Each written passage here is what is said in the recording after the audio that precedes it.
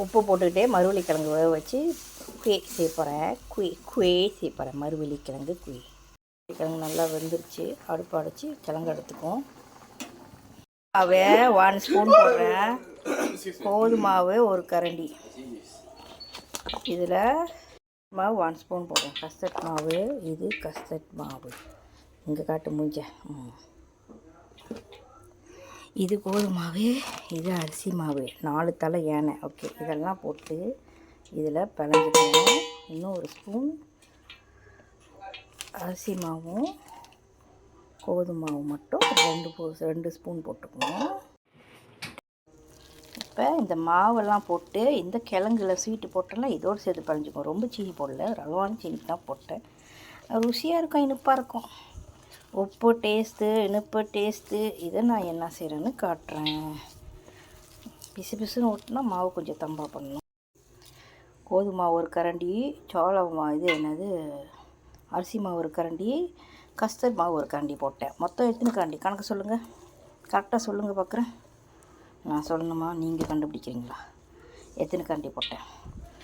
எத்தனை கரண்டி போட்டேன்? இப்போ எல்லாத்துலேயும் 1 கரண்டி போட்டேன். 3 மாவுலேயும் 3 மாவுலேயும் எத்தனை கரண்டி போட்டேன்? கரெக்டாக சொல்லுங்கள் பார்க்குறேன். நான் இதில் சொல்ல மாட்டேன், நீங்கள் கரெக்டாக சொல்லுங்கள். அளவுக்கு பிணைஞ்சி வச்சுக்கணும். பாருங்கள், மாவு இப்படி இருக்கணும்.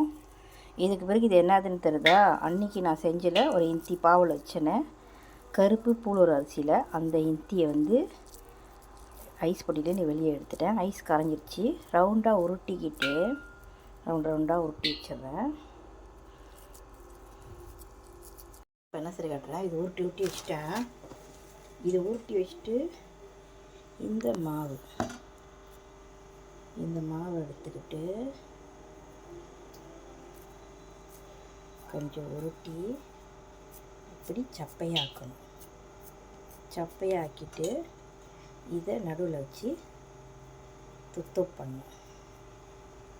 உள்ளுக்கு ஒளி வச்சிடணும். பூலூர் மாவு, கருப்பு பூலூர், அதுவும் ஸ்வீட்டாக தான் இருக்கும். ஏற்கனவே நான் செஞ்சது ரெசிபி கருப்பு பூலூர் பாவோட இந்தின்னு தட்டினிங்கன்னா வரும். கருப்பு பூலூர் பாவு இந்தி. ஓகே, இந்த மாதிரி உருட்டிக்கணும்.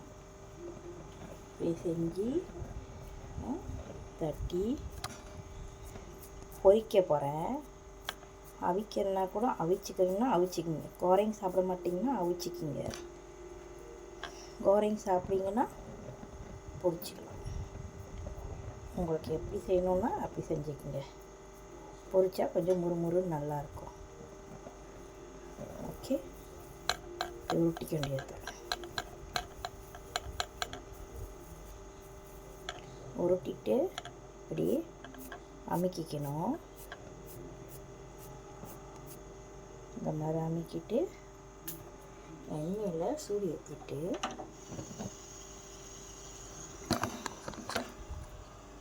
எண்ணெயை நல்லா சூடு ஏற்றிட்டு போட்டுக்க வேண்டியது தான்.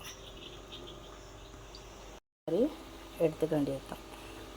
கோல்டன் கலரில் வந்த பிறகு எடுத்துக்குவோம். தங்க நிறம், ப்ரௌன் கலர், தங்கம்.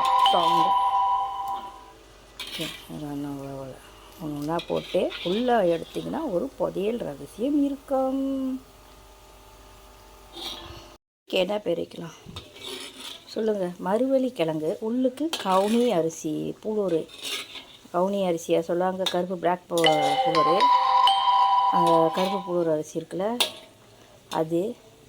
அதை உள்ளே வச்சுருக்கேன். ரெண்டுமே ஆனால் ஸ்வீட்டு தான். லேசாக உப்பு டேஸ்ட் இருக்கும், இனிப்பாக இருக்கும். அதிகமான இனிப்பெல்லாம் கிடையாது. ரெடியாச்சு. மரவள்ளிக்கிழங்கு உள்ளுக்கு பூலூர் இருக்கும், கருப்பு பூலூர். நார்மலாக நீங்கள் பூலூர் வைக்கணுன்னா கூட வச்சுக்கலாம். வச்சு பார்ப்போமா?